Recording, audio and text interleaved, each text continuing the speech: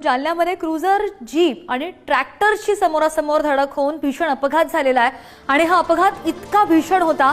Cruiser आणि जीपची आणि ट्रॅक्टरची ही धडक झाल्याचं पाहायला मिळते। ट्रॅक्टरचे अक्षरशः 2 तुकडे झालेले आहेत। आपण दृश्यांच्या माध्यमातून पाहू शकतो भोकरदन शहराजवळ असलेल्या नांजा फाट्याजवळ हा अपघात झाला आणि क्रुझर चालकाचं नियंत्रण सुटलं, त्यामुळे हा अपघात झाल्याची प्राथमिक माहिती मिळते।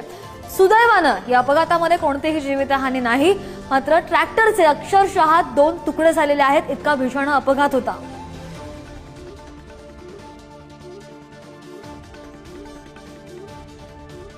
जालन्यामध्ये क्रुझर जीप आणि ट्रॅक्टरची समोरासमोर धडक होऊन भीषण अपघात झालेला आहे आणि हा अपघात इतका भीषण होता।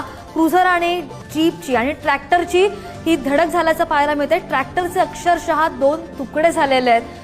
आपण दृश्यांच्या माध्यमातून पाहू शकतो भोकरदन शहराजवळ असलेल्या नांजा फाट्याजवळ हा अपघात झाला आणि क्रुझर चालकाचं नियंत्रण सुटलं, त्यामुळे हा अपघात झाल्याची प्राथमिक माहिती मिळते।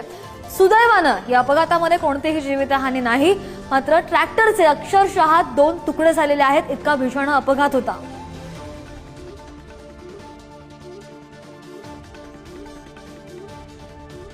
माल कितना?